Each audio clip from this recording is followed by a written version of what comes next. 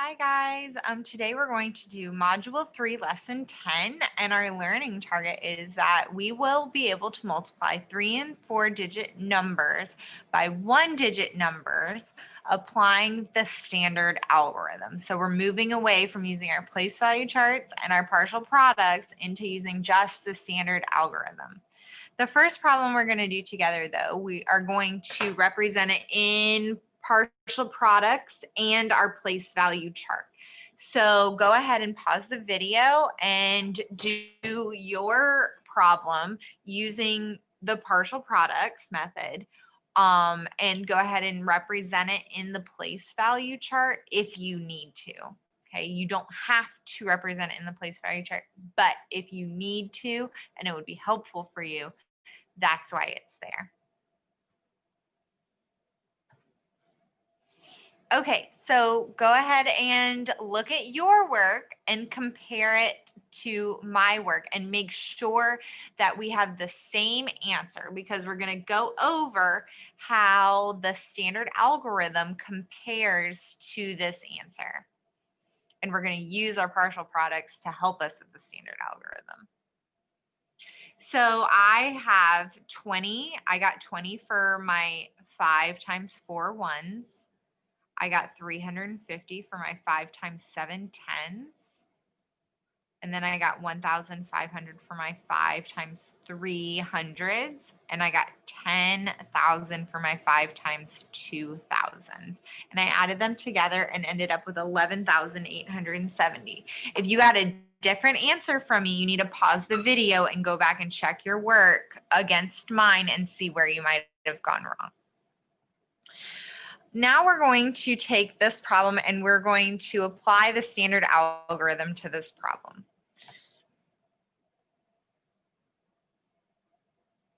Walking through step by step to see where each piece comes from. It's very important that you understand why the standard algorithm works before you start using it. So the first thing we're going to do is look at our ones place, and we're going to multiply 5 ones times 4 ones. Well, we know 5 ones times 4 ones is equal to 20. So that's where that comes from, the 20. So we're going to carry the 2 in our tens place, and then we're going to bring our 0 down here. Okay, the next step in our algorithm is going to be multiplying our 5 ones times our 7 tens, just like we did with our partial products. So 5 ones times 7 tens is 35 tens because 5 times 7 is 35. So 35 tens is equal to 350. So when we look at 5 times 7, we know that's 35. And then we're going to add our 2 tens here that we have carried right here. So we're going to add those 2 tens to our 35, which gives us 37. We're going to carry the 3 in the hundreds place and put our 7 down here. We're going to cross out our 2 because we've already added that. So looking at this problem, we have 37 here, or 3 hundreds, 7 tens, and 0 ones. 370 are red numbers right here, but we only have 350 here. Why do you think that is? So in our standard algorithm, what we do is we add as we go on. We add our numbers that we've carried as we go on. But with our partial products, we get all of the products and then add our numbers at the end. So we have our 7 here and here. Okay, the next step in our partial products method, or in our standard algorithm, I'm sorry, is going to be 5 ones times 3 hundreds. And when we do that, we get 15 hundreds, and we're going to add this 3 hundreds that we carried over. So 15 hundreds plus 3 hundreds is 1,800 or 1800. So we're going to carry our 1 here and put our 8 down here.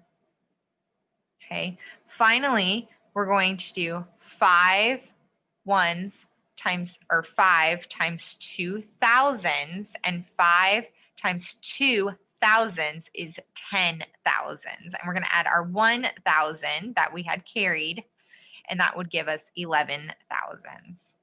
Oop. One thing I forgot to do when we were going through is I forgot to cross out our numbers after we've added them to our solution or to our answer.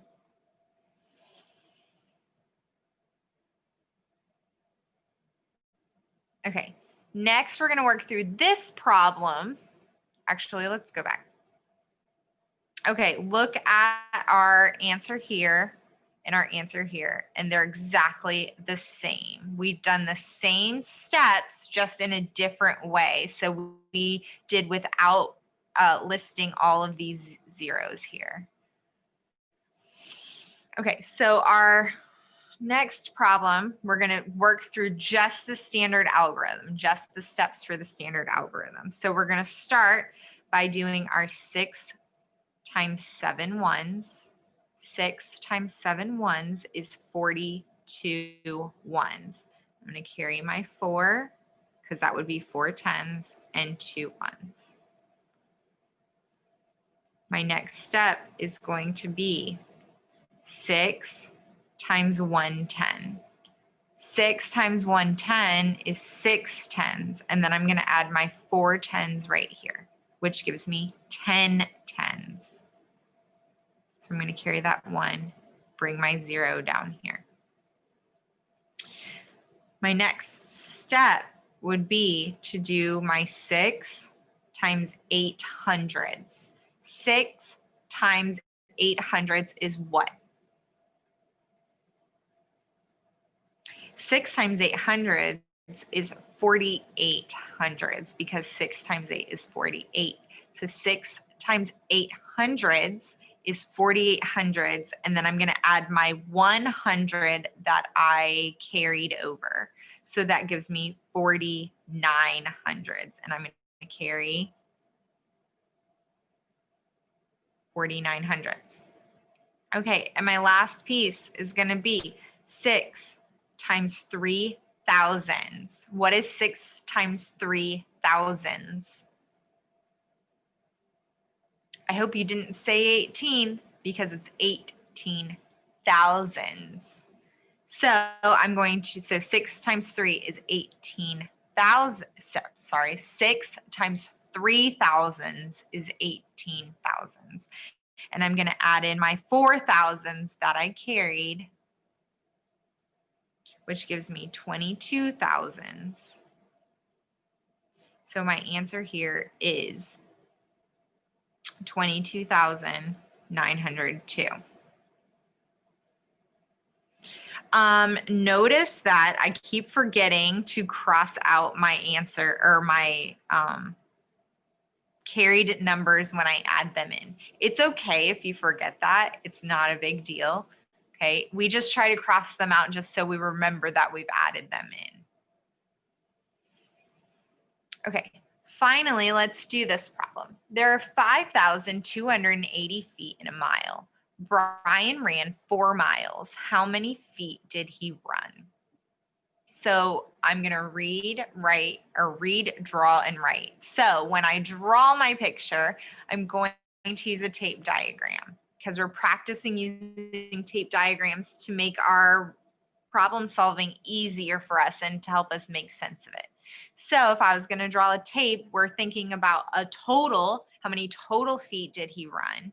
And he ran 4 miles, and we know how much is in each mile. When we were talking about each, that is when we know we need to multiply.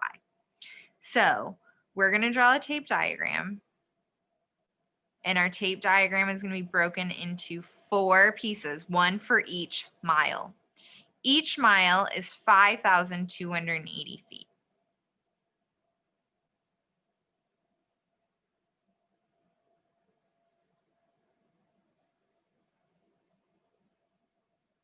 Okay, and we want to know the total. Now you could take the easy way out and do repeated addition, but repeated addition is not the most efficient way to find the answer to this question. So we are going to multiply 5,280 times 4. And we're going to use our standard algorithm because that's what we've been practicing.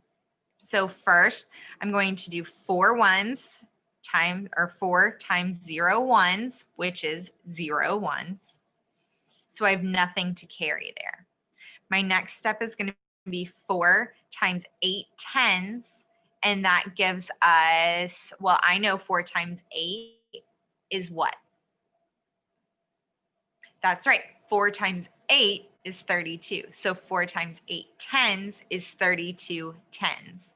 So I'm going to make sure it's in the tens place. So my 2 is going to stay in the tens place. And my 3 we're going to carry over. 4 times 2 hundreds is, well, I know 4 times 2 is 8. 4 times 2 hundreds must be 8 hundreds. And then I'm going to add in my 3 hundreds that I have, that I've carried. So 8 hundreds plus my 3 carried hundreds are 11 hundreds, right? 11 hundreds. So 2 hundreds, nope. 8 hundreds plus 3 hundreds are 11 hundreds. So I'm going to carry my 1, and then I'm going to bring my other one down here. So 8 plus 3 is 11. Okay. Don't let those units confuse you. Our hundreds, our tens, our ones, our thousands. That's why we're practicing using unit form so that they don't confuse you. Okay. Finally, we're going to do 4 times 5 thousands, and 4 times 5 is 20. So 4 times 5 thousands is 20 thousands. And then we're going to add our 1,000 that we carried over. So 20,000 plus 1,000 are 21,000.